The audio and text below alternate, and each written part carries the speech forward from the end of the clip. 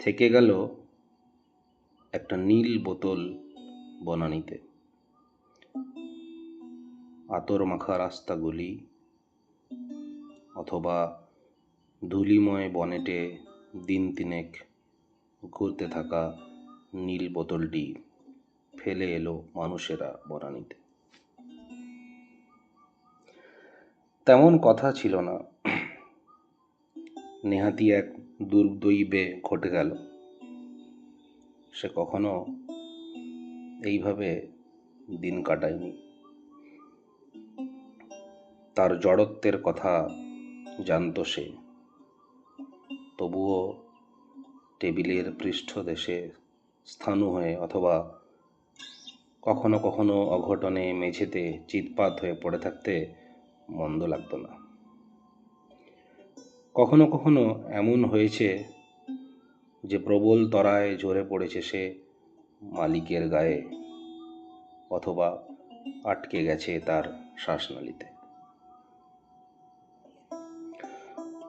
তারও যে একটা বর্ষাকাল আছে সে খবর জানিয়ে দিতে চাইতো সে তার মানবিক শিকলগুলোকে। কখনো এমন হয়েছে শীতের রাতে কেউ তাকে ফেলে এলো বারান্দার চেয়ারে। সে জানতো তার স্থবিরতার কথা, তাই সেই হিমশীতল রাতগুলি কাটিয়ে দিয়েছে জেগে জেগে। দেখেছে কিভাবে বাদুড় উড়ে বেড়ায় তমিসরাতে অথবা রিচু লাইট পোস্টে বসে থাকে পেঁচা। কিন্তু কখনো ভাবেনি এইভাবে জঙ্গলাকীর্ণ উপত্যকায় ফেলে আসবে তাকে ট্রেকের শেষে মানুষেরা।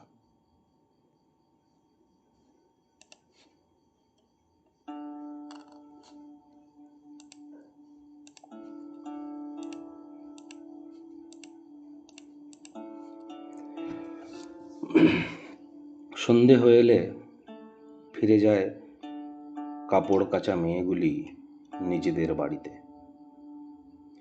বাড়ি বলতে পাহাড়ের উপর এক ফালি ম্যাগি ঘর, সারমেয় সংকুল, তারপর অনাবিল উপত্যকা, মাঝে মাঝে খুবলে নেওয়া ভূমিরূপ, যেন পাথর খুলে নিল কেউ বিয়ে বাড়িতে উপঢৌকন দেওয়ার মতো কোনো ন্যাপথলিন সুবাস ছিল না বলে। সন্ধে হলে সুচিস্মিতা হয়ে ওঠে মেয়েরা। তাদের এক টানা প্রলাপের মতো কথাগুলি বিদেশি ভাষার কবিতার মতো শোনাত। নীল বোতল কাটিয়ে ফেলে দুটি রাত্রি একটা নয়নজুলির ভিতর। একটা কুকুর বার দুয়েক শুকিয়ে যাওয়া ছাড়া কোনো ডিটেকটিভ চোখে পড়েনি তার। অথবা কেই বা থাকবে এই অপুস্থলে। এই রুকসানা প্রপাতগুলির স্নেহে বিগলিত হয় সমস্ত যুক্তি, ধুয়ে যায় মনস্তত্ত্বের ধুলো। এই নীল জলের আধারগুলিতে মাঝে মাঝে শোনা যায় হুরের হাসি। ঘুম ভেঙে যায় তার। বুঝতে পারে না কিভাবে কাটবে এই শিশির স্নাত বিভাবরী।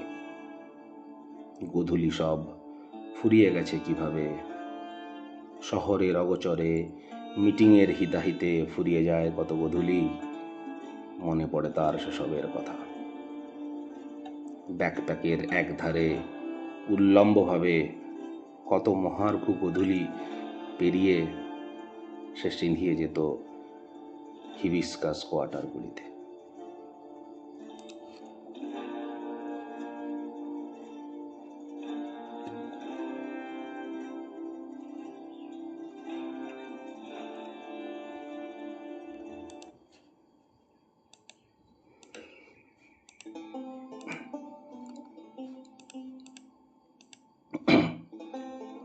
কিভাবে দিন পেরিয়ে রাত নামে এই নীল পৃথিবীতে।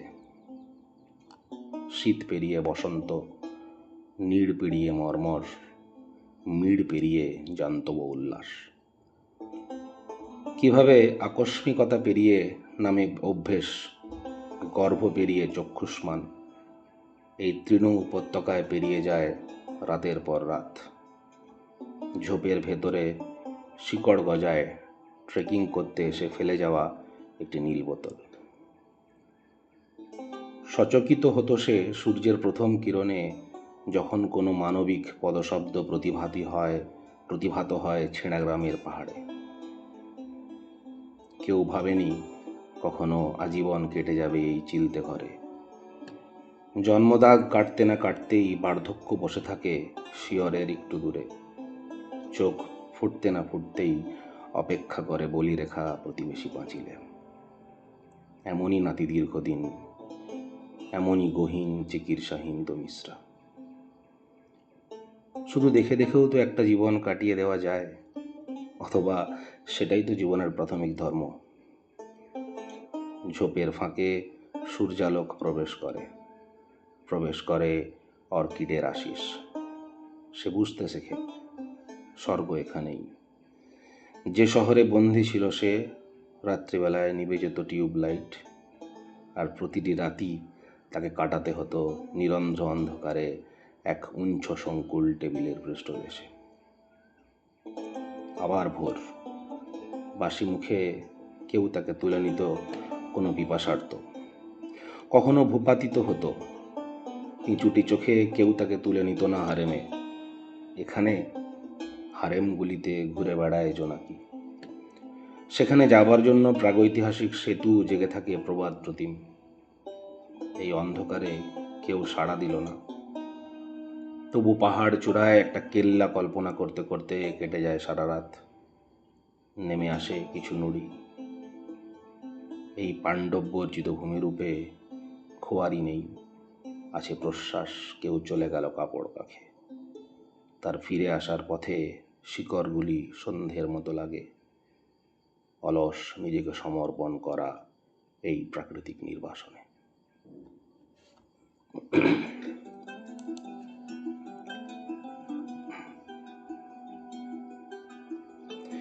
এই পৃথুলতায় আটকে থাকি ঘটনাহীন এক উপত্যকায়।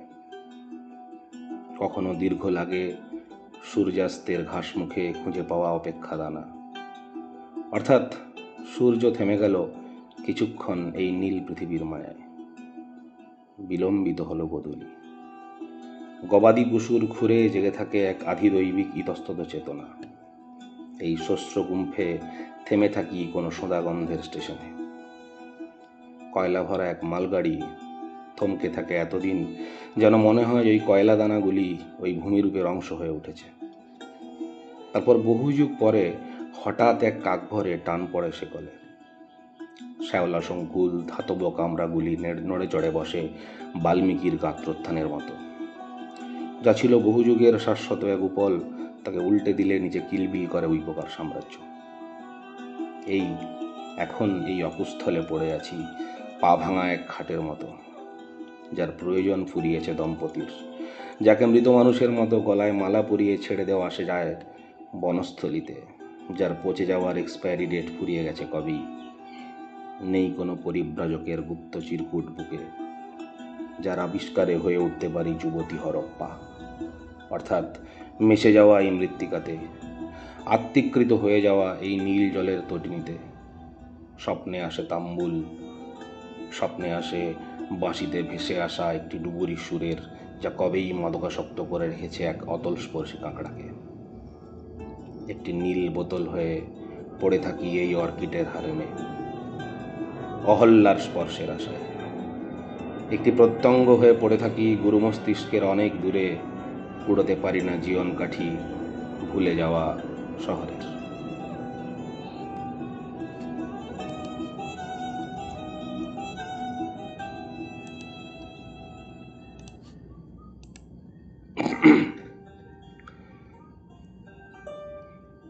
পাহাড়ের বুক চিরে নেমে আসে প্রলাপের মতো ঝড়। দীর্ঘকাল কাপড় শোকানোর মতো প্রহরগুলি কেটে যাওয়ার পর নেমে আসে উড্ডিন জলবাতাস। শীতল আবহাওয়ায় মিয়ে আসে অভিমান। প্রলাপ খসে যায় শুষ্ক শরীরের ভেজার গণতন্ত্র। কোনো তটিনীর নেমে আসার কথা ছিল এই কাক ভোরে। কোনো বিশ্বস্ত কবিতা এই বায়ুতে উড়ে যায় খড়ের মতো। যার প্রয়োজন ফুরায় তার মুক্তিবেগ জরুরি হয়ে ওঠে।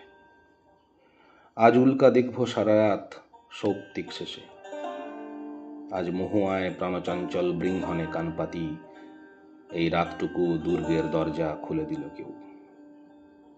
এই বাউল বাতাস উড়িয়ে নিল মানবিক অর্গল ও নীল বোতলের স্থবিরতা। পাশ ফিরে থাকতে থাকতে আধি জন্মায় এক পাশে। কেউ দ্বিপার্শ্বীয়ভাবে প্রতিসম রেললাইন দেয়নি আমায়, দিয়েছিল পাকদণ্ডী, নয়াঞ্জলি এবং ঝিল্লির রব। এইসব অতিক্রম করে যেতে আর মন চায় না। নাগরিক স্মৃতি প্রায় ভুলতে বসেছি। এখন ঝড়ের শেষে আমি মুখ তুলে তাকাই আকাশের দিকে। রাত পাখিরা ঠক্কর খায় না জলপ্রপাতে, বসে থাকে নীরবে শিকড় মেখে। আমি আরও থিতু হই ম্যাগি পাড়ায়। কেউ মাইল ফলক দেখে থমকে যায় সেই পাড়ায়। কিছু মুখ তুলে আবার এগিয়ে যায় সানু দেশের দিকে। আমি বসে থাকি, টোল ট্যাক্সের মতো স্থূলতা জন্মায় আমার দেহে।